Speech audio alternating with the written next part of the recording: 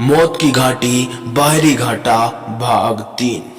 पिछले भाग यानी कि भाग 2 में हमने देखा कि रुचिका रात में सबके सोने के बाद रुचिका की सिर्फ नींद नहीं लगी थी। वो इसी सोच में थी कि राहुल ने आखिर ऐसा रिएक्शन उसके लिए क्यों दिया। लेकिन तभी उसे पैरों की आवाज आने लगती है।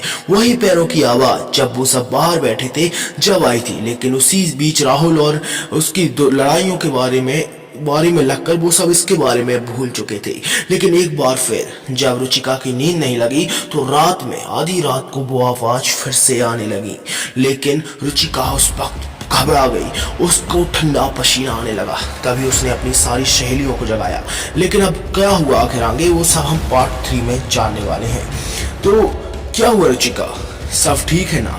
नींद से जागते हुए स्नेहा ने पूछा। सब ठीक होता तो मैं तुम लोगों की नींद क्यों खराब करती यार। लेकिन हुआ क्या रुचि, बताओ तो सही, नीलम ने पूछा। जरा ध्यान लगाकर सुनो वो आवाज, रुचिका ने आवाज की दिशा में इशारा करते हुए कहा। जब उसकी तीनों सहेलियों ने ध्यान से सुना तो वो भीतर तक हिल गईं। ये तो वही आवाज है जो हमें बाहर आ रही थी, कपकपाते स्वर में प्रिया बोली।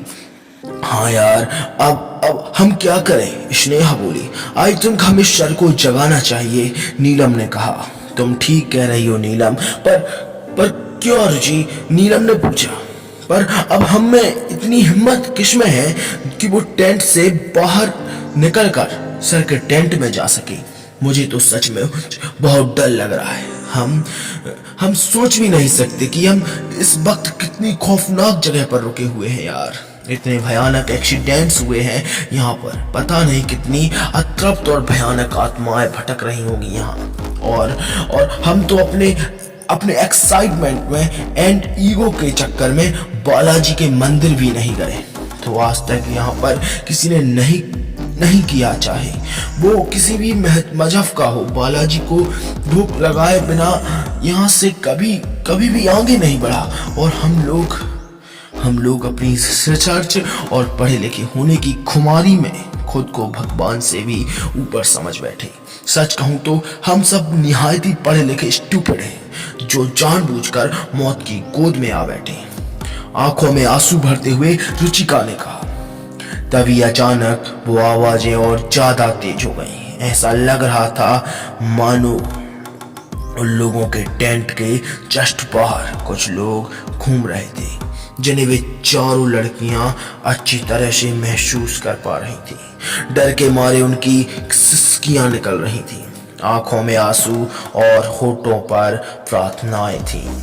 वे चारों एक दूसरे से ऐसे लपट कर बैठी थी जैसे कोई छोटा सा बच्चा डरावनी कहानियां सुनकर अपनी माँ से लिपट जाता है।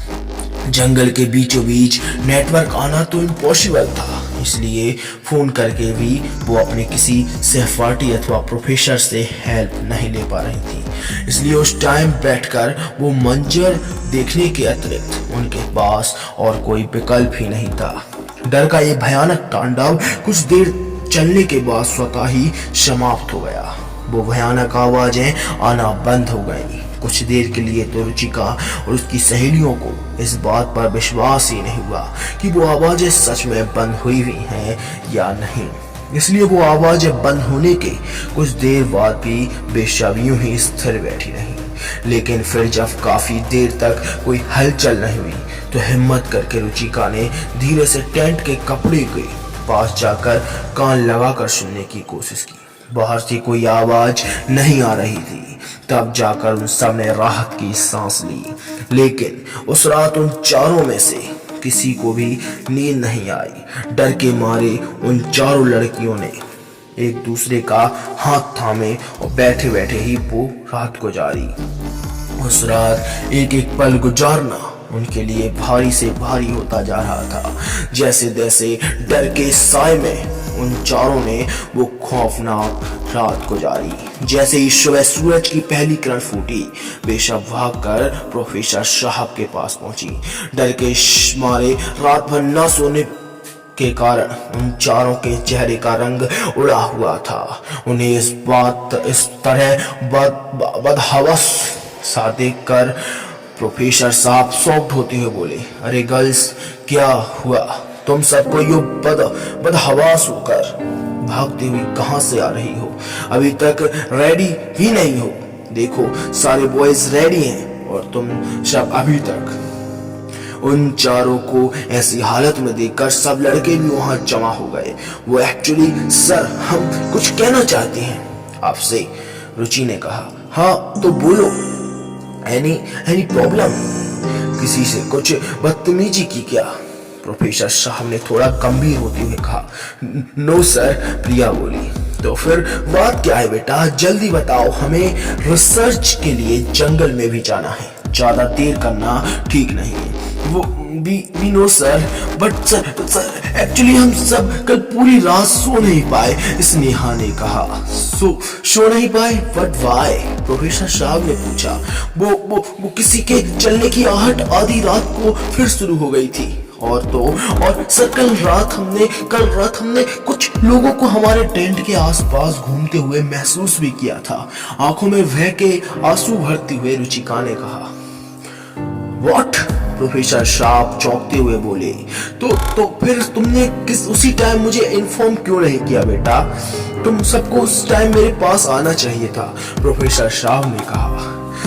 हम बहुत डरे हुए थे सर, हमारे लिए तो सांस लेना भी मुश्किल हो रहा था उस टाइम, प्रिया बोली। हिम्मत मैं समझ सकता हूँ। कहते हुए वो ग्रुप के बॉयज की तरफ मुड़े और अपनी आवाज में वजन भरती हुए लड़कों की तरफ देखकर उन्होंने कड़क आवाज में पूछा, कौन था वो?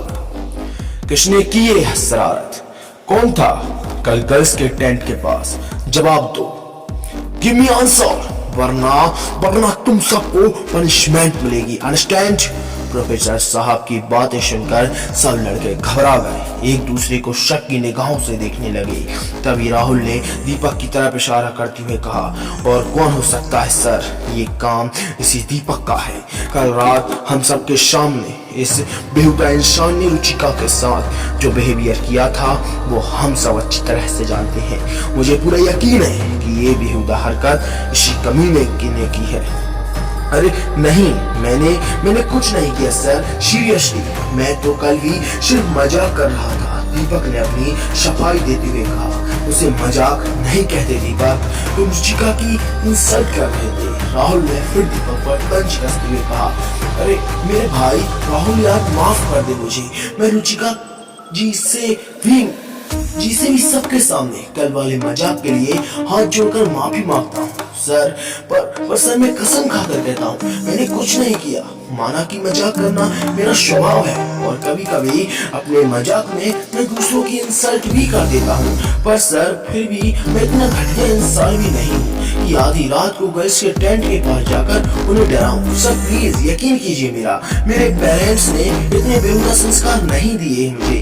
कल वाले मजाक के लिए जो चाहे वो सजा दे दीजिए आप, पर ये इल्जाम मत लगाइए प्लीज, कहते हुए दीपक रो पड़ा। अब तो प्रोफेसर साहब भी सख्ते में आ गए थे, उन्हें भी कुछ समझ नहीं आ रहा था कि क्या क्यों हो रहा है।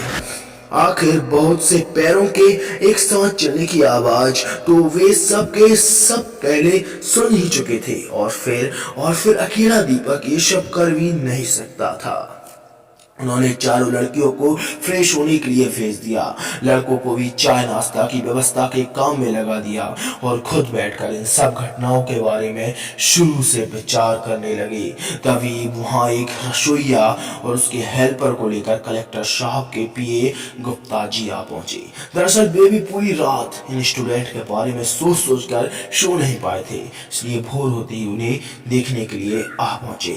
आखिर आगे क्या होगा? क्या गुप्ता जी आप उन सबके सामने वो बात खोलेंगे कि आखिर ये जगह कैसी है, और उसके बाद प्रोफेसर और बाकी लड़कों का क्या रिएक्शन होगा? अब आगे उनके साथ क्या होने वाला है, क्योंकि उन्होंने बालाजी के मंदिर में भी धूप नहीं लगाई और वहां पर भी पैर पड़ने भी नहीं गए। तो आखिर इनके साथ क्या होगा? क्या ये बच पाएंगे या काले साए के अंदर ये भी समा जाएंगे? आखिर क्या होने वाला है देखेंगे नेक्स्ट पार्ट में। जब तक के लिए जय बालाजी, जय श्री राम।